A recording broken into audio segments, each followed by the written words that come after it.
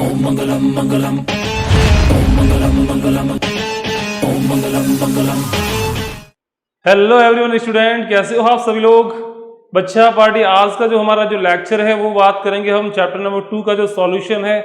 आज की वीडियो के अंदर चैप्टर नंबर 2 के सॉल्यूशन का जो क्वेश्चन नंबर 8 है वहां से हम आज का वीडियो स्टार्ट करने वाले हैं।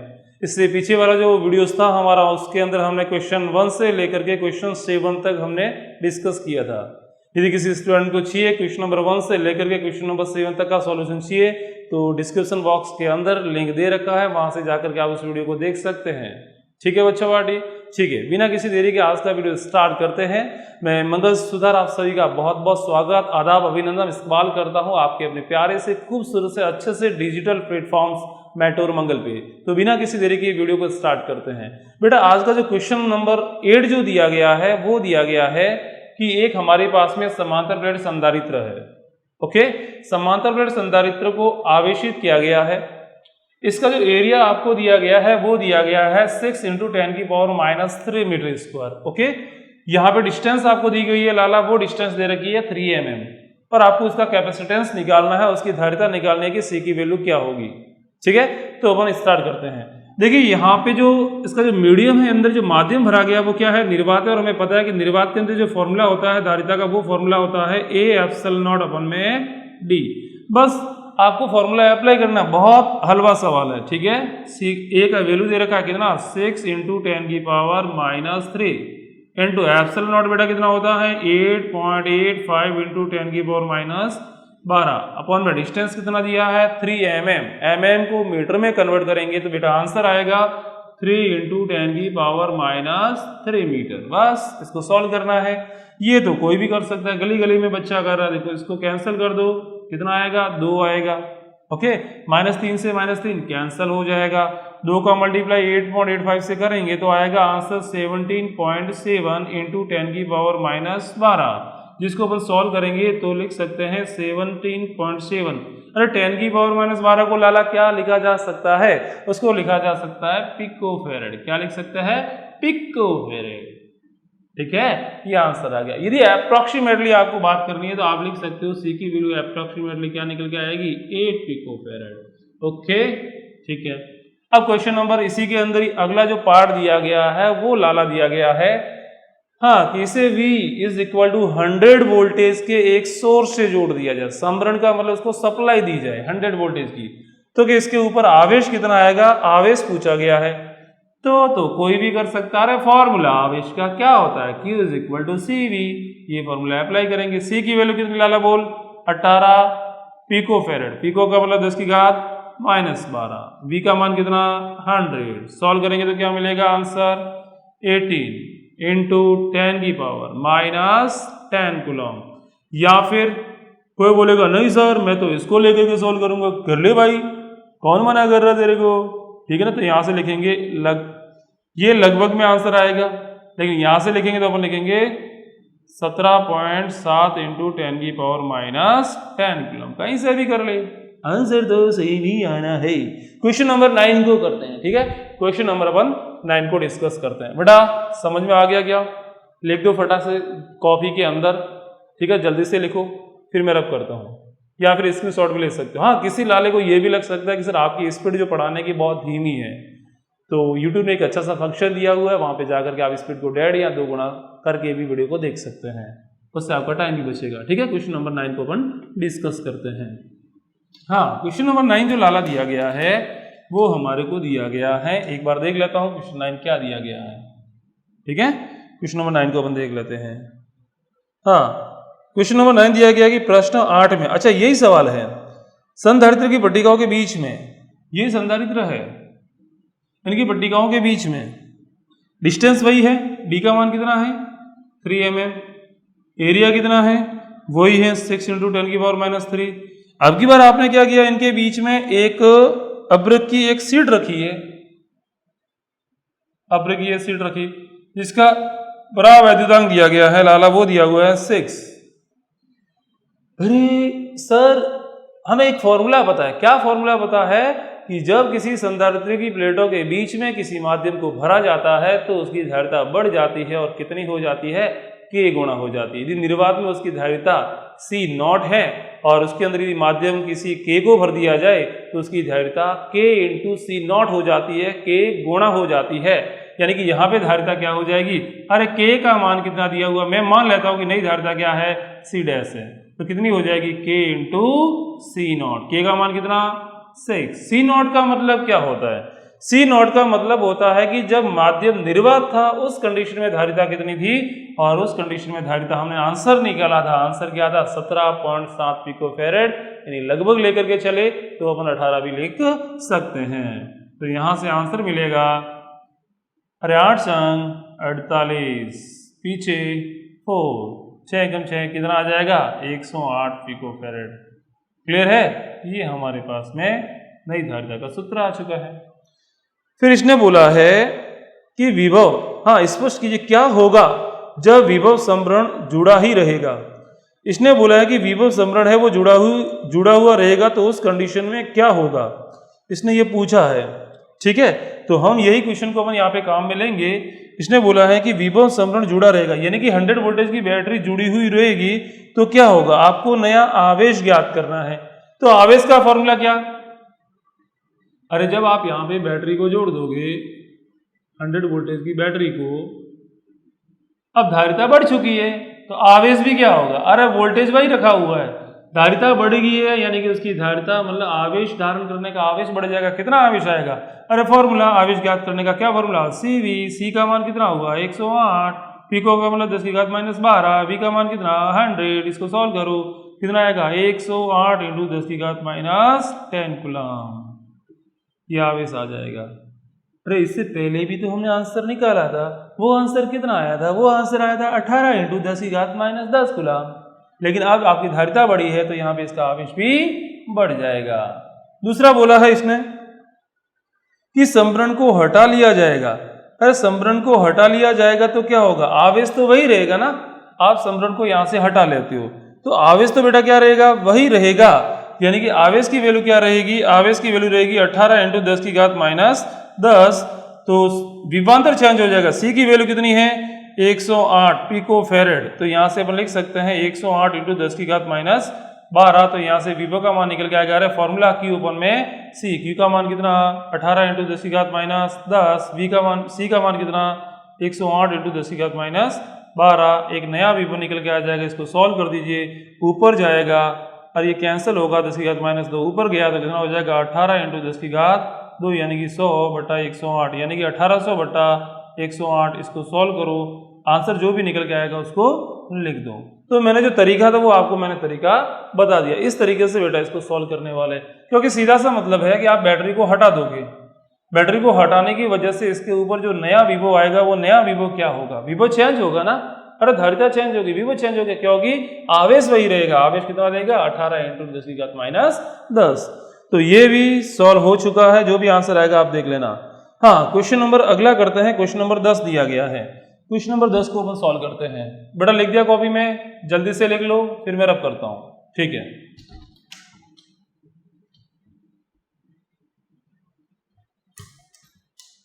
क्वेश्चन नंबर 10,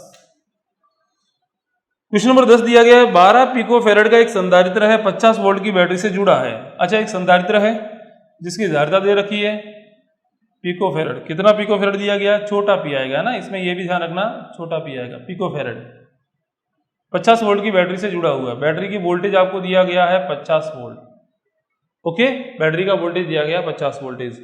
इसने पूछा है कि संधारित्र में कितनी ऊर्जा संचित होगी, ये आपको निकालनी है।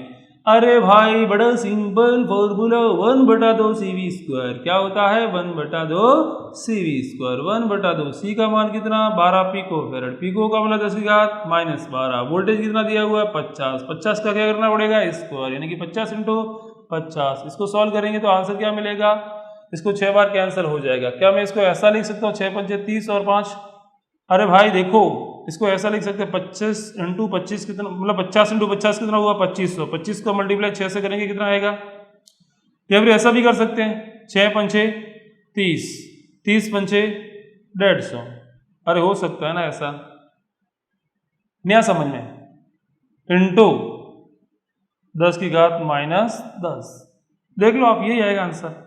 अरे 1 0 1 0 10 की घात 2, यहाँ पे 10 की घात माइनस 12, तो 10 की घात माइनस 10 बचेगा। यहाँ पे 6 का गुणा 5 से करो 30 का गुणा 5 से करो 150, यानी कि 150 इंटू 10 की घात माइनस 10 जूल एनर्जी आ जाएगी और यही ऊर्जा होगी।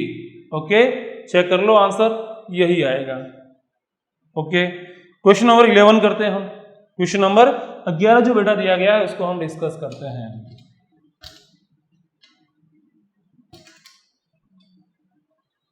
हाँ, क्वेश्चन नंबर 11, 200 वोल्टेज संभरण से एक 600 पिको फैराड के संधारित्र को आवेशित किया गया है। अच्छा, सप्लाई दे रखी है आपको, वो दिया हुआ है 200 वोल्टेज, 600 पिको फैराड के संधारित्र को आवेशित किया गया है, यानी कि संधारित्र की जो धारिता वो दी हुई है 600 पिको फैराड। फिर इसको संभरण से वियोजित कर देते, फिर इसको हटा देते हैं, यानी कि आपके पास में क्या था, एक कैपेसिटर था, उसको आपने V वोल्टेज यानी कि 200 वोल्टेज की बैटरी से जोड़ दिया, धारिता कितनी उसकी 600, यानी कि जैसे ये संधारित्र है आपने इसको जोड़ दिया किसी बैटरी से, तो ये क्या होगा, आवेशित होगा, इसके ऊपर प्लस चार्ज आएगा, इसके ऊपर माइनस आवेश आएगा।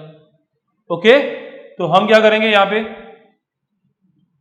Q का मान निकाल लेते हैं कि भाई इसके ऊपर टोटल आवेश कितना आएगा, तो फॉर्मूला अपने पास में Q is equal to CV, C का मान कितना है 600 पिको फैराड, पिको का मतलब 10 की घात माइनस 12, V का मान कितना दिया हुआ है 200। यहां से इसको अपन सॉल्व करेंगे तो आंसर क्या मिलेगा, 6 दूनी 12, 10 की घात माइनस, देखिए यहाँ पे 2 0 है, 2 0 ये यानी कि 4 0 हुए, यानी कि 10 की घात 4 लिख सकते हैं, यानी कि यहाँ से आएगा 10 की घात 4 और यहाँ पे 10 की घात माइनस 12, यानी कि 10 की घात माइनस 8, इतना आवेश आ जाएगा।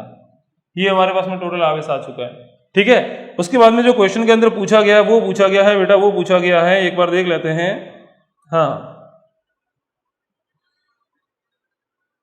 तथा एक अन्य 6 पिको फैराड वाले अनावेशी संधारित्र से जोड़ देते हैं। एक दूसरा और संधारित्र दिया गया है जिसकी, अच्छा एक और संधारित्र दे रखा है हमारे को, जैसे मैंने मान लिया कि एक संधारित्र ये है और इसके साथ में एक दूसरा संधारित्र मैंने और जोड़ दिया, ये संधारित्र C1 है, ये C2 है, ये पहले से आवेशित है, इसका विभव मैं मान लेता हूं V है। ठीक है, इसके ऊपर कोई ना कोई आवेश भी होगा Q। अब यहाँ पर इसने बोला कि अनावेशित है, यानी कि उसके ऊपर कोई आवेश नहीं, यानी कि विभव क्या होगा 0, आवेश भी क्या होगा 0, इसने बोला है ऐसा। ठीक है, यहाँ पर बेटा हमारे को करना है, यहाँ पे ये आवेश अपन को ज्ञात करने की आवश्यकता ही नहीं, एक्चुअली इसने जो पूछा है वो पूछा है कि भाई ऊर्जा का कितना ह्रास होगा। तो देखिए हमें पता है कि जैसे हमारे पास में कोई भी एक चालक वस्तु है, ये जिसकी धारिता C1 है, इसका विभव V1 है, एक दूसरा है जिसकी धारिता C2 है, इसका विभव V2 है। जब हम इन दोनों को तार से जोड़ देते हैं तो आवेशों का ट्रांसफर इधर से इधर की ओर होगा, आवेशों का ट्रांसफर होने की वजह से आवेश तार के अंदर से प्रवाहित होंगे, और जब कोई आवेश तार के अंदर से प्रवाहित होंगे ऊष्मा निकलेगी, यानी कि ऊर्जा की जो हानि होती है वो ऊष्मा के रूप में होती है। तो यहां पर सेम इसी तरीके से दिया गया कि इसकी जगह एक कैपेसिटर दिया गया है, ये रहा C1, इसका विभव आपको दिया गया है V1 is equal to 200 voltage. इसी प्रकार से इसने बोला कि दूसरा कैपेसिटर और है यहाँ पे, जो क्या है पहले से अनावेशित है, अनावेशित होने का मतलब उसका विभव क्या है 0 है, इसकी धारिता भी दे रखी है 600 पिको फैराड, कि दूसरा जो संधारित्र है उसकी भी धारिता कितनी है 600 पिको फैराड है। दोनों को हम जोड़ेंगे तो आवेश है वो इधर की ट्रांसफर होने चालू हो जाएंगे।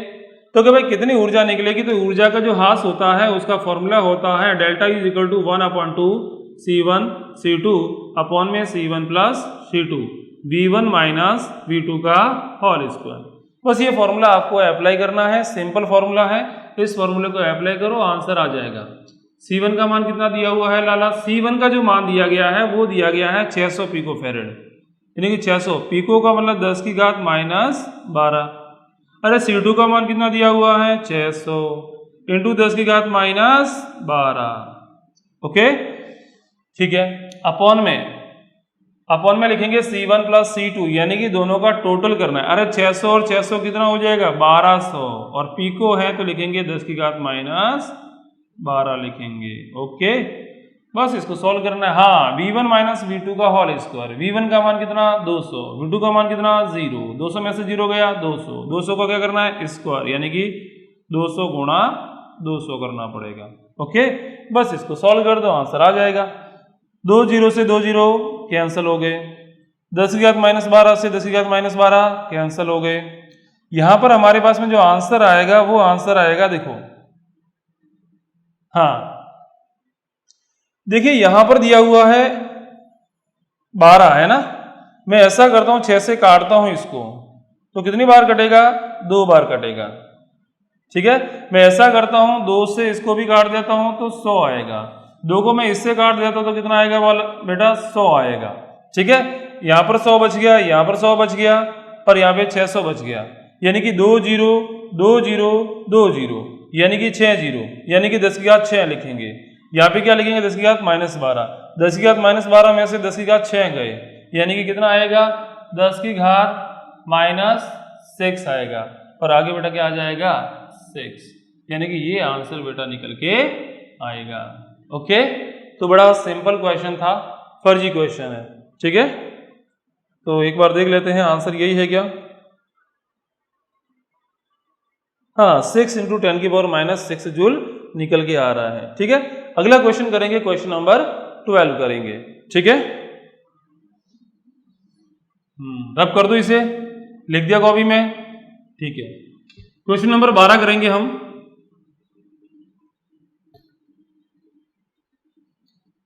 क्वेश्चन नंबर 12 करेंगे यहाँ पे, है ना। क्वेश्चन नंबर 12, क्वेश्चन नंबर 12 जो दिया गया है वो दिया गया है, हाँ, मूल बिंदु पर 8 माइक्रो कूलम का आवेश दिया गया है ना। बेटा ऐसे कर, एक इंक दे दे मेरे को, इंक दे दे, यहां पे रखी होगी। मूल बिंदु पर एक 8 माइक्रो कूलम का आवेश दिया गया है। ठीक है, थोड़ा इंक हल्का आ रहा है, एक बार मैं इंक भर लेता हूं इसके अंदर से। ठीक है ना, यहाँ पे जो क्वेश्चन दिया गया है वो दिया गया इस तरीके से। पहले मैं डायग्राम बना लेता हूं इसका। डायग्राम जो लाला दिया गया है वो दिया गया मूल बिंदु पर 8 माइक्रो कूलम का, यहां पर जो आवेश दिया गया वो दिया गया है 8 माइक्रो कूलम का। ओके, एक बिंदु दिया गया है P, एक बिंदु P दिया गया है यहाँ पे 0,0,3 पे। हाँ बेटा, एक क्वेश्चन दिया गया है कि एक 8 माइक्रो कूलम का आवेश है, उसको मूल बिंदु पे रखा गया है, और एक बिंदु यहाँ पर दिया गया है P जो 0,0,3 पर है। ठीक है, और एक बिंदु दिया गया है Q, यहाँ पर मैं मान लेता हूँ कि एक पॉइंट Q है, जो दिया गया है 0,4 सेंटीमीटर, 0। ये बेटा सेंटीमीटर में दिया गया है ना, 3 भी सेंटीमीटर में दिया गया है। और एक पॉइंट मैं मान लेता हूँ कि यहाँ पर R, उस पॉइंट के निर्देशांक दे रखे हैं 0,6, और 9 सेंटीमीटर। ठीक है, और इसने बोला है कि एक आवेश है हमारे पास में माइनस, एक Q आवेश दिया गया है, वो दिया गया -2 दिया गया है, -2 × 10 की घात -9 दिया गया है। एक ऐसा आवेश दिया गया है, और ये जो आवेश है इसको बिंदु P से Q तक ले जाने में काम कितना होगा? यानी कि एक आवेश ये वाला आवेश है, इस आवेश को यहाँ से यहाँ पर लेके जा रहे हैं, फिर यहाँ से यहाँ तक लेके जा रहे हैं, तो बताइए यहाँ से यहाँ तक लाने में, R से होते हुए लाने में कितना कार्य किया जाएगा? यह कार्य हमारे को फाइंड आउट करना है। ठीक है, इसको ज्ञात करते हैं। देखिए बेटा, सबसे पहले हम ऐसा करते हैं कि बिंदु P का विभव निकाल लेते हैं, फिर बिंदु Q का विभव निकाल लेते हैं, और हमें पता है कि एक स्थान से दूसरे स्थान तक किसी एकांक आवेश को ले जाने में किया गया कार्य विद्युत विभवांतर के बराबर होता है।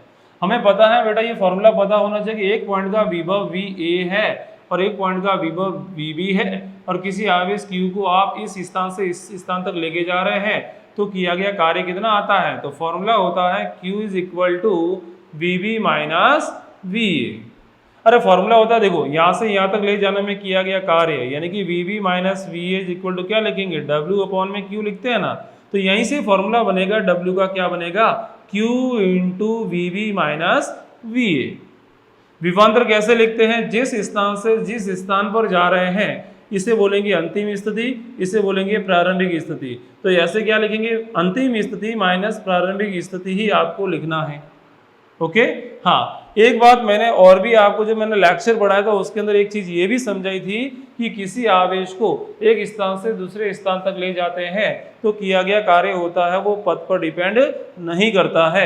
जैसे मैं यहाँ से यहाँ तक आ रहा हूँ और कार्य 10 जूल है, तो आप इधर से होकर के आओगे तो भी कार्य कितना होगा 10 होगा, आप इधर से होकर के आओगे तो भी कार्य कितना होगा 10 ही होगा। यानी कि हम क्या करेंगे, सीधा सीधा ये फॉर्मूला अप्लाई करेंगे, भले आप आर से आओ भले कहीं से भी आओ। ओके, तो हमारे को कार्य निकालना है तो कार्य का फॉर्मूला अप्लाई करेंगे कि किसी आवेश को यहाँ से यहाँ तक लेके आ रहे हैं तो W is equal to formula बनेगा क्या, कौन सा आवेश लेके आ रहे हैं Q आवेश, यहाँ से यहाँ तक लेके आ रहे हैं तो इन दोनों का विभवांतर कितना होगा वो निकाल देंगे। मान लेता हूँ इसका विभव VQ है तो लिखूंगा VQ माइनस, मान लेता हूँ इसका विभव VP है तो मैं लिख दूंगा VP। ओके ठीक है, W is equal to Q का मान लाला कितना दिया गया है, Q का मान दिया गया है -2 × 10⁻⁹ इंटू VQ का मतलब होता है इस पॉइंट पर विभव, इस पॉइंट पर विभव कितना होगा, अरे भाई इस पॉइंट पर जो विभव होगा वो इस आवेश का यहाँ पर होगा। अब फॉर्मूला हमें पता होता है कि कोई भी एक बिंदु आवेश होता है और उस बिंदु आवेश की वजह से r दूरी पर विभव का फॉर्मूला होता है वो होता है KQ अपॉन में R। अरे होता है, मैं मान लेता हूं कि ये दूरी कितनी है R1 है तो मैं लिखूंगा R1 माइनस KQ, इस बिंदु का विभव निकालना तो मैं लिखूंगा KQ अपॉन, मान लेता हूं कि ये दूरी कितनी है R2 है तो मैं लिखूंगा R2। ओके, बस KQ के मान रखो और आंसर निकालो। तो W इज इक्वल टू -2 × 10⁻⁻²। अरे K और Q देखो इसमें भी है इसमें भी है, बाहर आ जाएगा तो अंदर क्या बचेगा 1/R1 माइनस 1/R2। इसको लाला सॉल्व करना है तो सॉल्व करेंगे तो आंसर जो मिलेगा वो मिलेगा, इसको मैं रब कर दूं, ठीक है, यहाँ पर मिलेगा -2 × 10⁻⁻9 इंटू KQ। फॉर्मूला बनेगा R1 R2 एलसीएम ले लो तो यहाँ पर आएगा R2 माइनस R1। ओके, बस सॉल्व करो। W is equal to -2 × 10⁻⁻² into K का मान कितना है बेटा 9 × 10⁻9 होता है। Q का मतलब जो आवेश यहाँ से यहाँ तक लेके आ रहे हैं, ठीक है, सॉरी ये Q कौन सा है, इसकी वजह से यहाँ पे विभव ज्ञात करें तो ये Q ये वाला होगा 8 मिली कूलम दिया गया है, यानी कि 8 इंटू मिली का मतलब 10⁻³ into R2 minus R1। R2 कौन सी है, ये वाला डिस्टेंस, अरे ये डिस्टेंस कितनी होगी, लिखा हुआ है 3 सेंटीमीटर। 3 सेंटीमीटर को मीटर में बदलेंगे तो क्या लिखेंगे 3 × 10⁻⁻² माइनस R1 कितना दिया गया है 4 सेंटीमीटर। इसको कैसे लिखेंगे अपन, 4 सेंटीमीटर को मीटर में बदलो तो -2 आ जाएगा अपॉन में R1 R2 का मतलब इस वाले डिस्टेंस और इस वाले डिस्टेंस का मल्टीप्लाई करना है, मल्टीप्लाई करेंगे, अरे ये डिस्टेंस कितनी 4, ये कितनी 3, 4 और 3 का मल्टीप्लाई करेंगे 12, कितना आएगा 12। लेकिन सेंटीमीटर है भाई, इसका भी सेंटीमीटर इसके सेंटीमीटर से गुणा होगा तो कितना आएगा 10⁻⁻⁴। बस इसको सॉल्व करो आंसर आ जाएगा, ठीक है। तो W is equal to -2 × 10⁹ into 9 × 10⁻, अरे ये -9 है ये प्लस का 9 है, वैसे ही कैंसिल हो जाएगा। ओके, तो इसको अपन नहीं लिखेंगे, यहाँ पर आएगा, हाँ यहाँ पे कितना है 2 है, यहाँ पे 9 है और यहाँ पे 8 है, इसको ऐसा का ऐसा लिखते हैं 2 × 9 × 8 × 10⁻³ इंटू, इसको सॉल्व करते हैं। अरे भाई ये 3 है ये 4 है, 3 में से 4 जाएगा -1, यानी कि अपन लिखेंगे -1 इंटू 10⁻⁻2 है तो यहाँ पे लिखेंगे 10⁻⁻2। अरे बट्टे में क्या है, बट्टे में क्या है भाई, बट्टे वाला लिखो आप 12 × 10⁻⁴। इसको सॉल्व, अरे माइनस माइनस क्या बनेगा प्लस, ठीक है। ऐसा करते हैं हम, कैंसिल करते हैं 4 से, कितनी बार कटेगा 2 बार, 4 से कैंसिल किया 3 बार कटेगा, इसको मैं कैंसिल करूंगा 3 बार कटेगा, यानी कि कितना आ जाएगा 2 × 3 = 6, 6 दूनी 12, माइनस माइनस प्लस, यानी कि आंसर जो मिलेगा वो प्लस का 12 मिलेगा, ठीक है। यहाँ पर कितना है 10⁻⁻3, यहाँ पे 10⁻⁻2, यानी कि -3 और -2 कितना हुआ 10⁻⁻5, यहाँ पे कितना है 10⁻⁻4, यहाँ पे कैंसिल होगा तो आंसर आएगा 10⁻⁻1, यानी कि आंसर मिलेगा W is equal to 1.2। 2 joule, और यहीं से बेटा यही किया गया कार्य होगा। ओके, आई होप आपको ये अच्छे से समझ में आ गया। देख लेते हैं आंसर क्या आएगा इसका एक बार।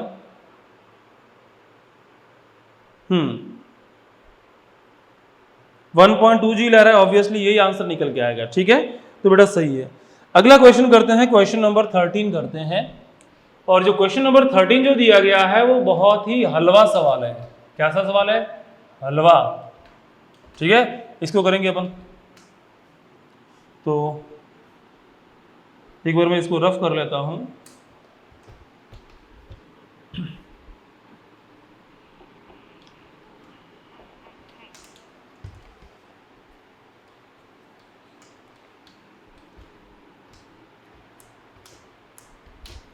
हाँ, क्वेश्चन नंबर 13 करते हैं। क्वेश्चन नंबर 13 दिया गया है।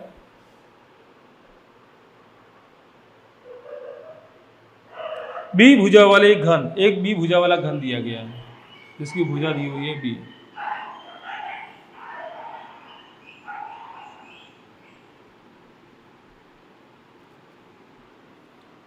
इसके प्रत्येक शीर्ष पर क्यू आवेश है, यानी कि यहां पर भी क्यू है, यहाँ पर भी क्यू है, यहाँ पर भी क्यू है, यहाँ पर भी क्यू है, यहाँ पर भी क्यू है, यहाँ पर भी क्यू है, यहाँ पर भी क्यू है, और यहाँ पर भी क्यू है। इसने बोला है कि घन के केंद्र पर विभव और विद्युत क्षेत्र ज्ञात कीजिए। अरे भाई, घन के केंद्र पर विभव कितना होगा और विद्युत क्षेत्र कितना होगा इस पॉइंट पर। जैसे फॉर एग्जाम्पल के लिए कमरा है, इस कमरे को आप घन मानिए, और यहाँ पर आपको एक सेंटर दिया गया है इस कमरे का, वहाँ पे आपको विभव निकालना है और विद्युत क्षेत्र निकालना है। तो पहले हम ज्ञात करना सीखेंगे विभव। एक कमरे के कितने शीर्ष होते हैं? 8 शीर्ष होंगे। शीर्ष का मतलब कोने, 8 कोने होंगे।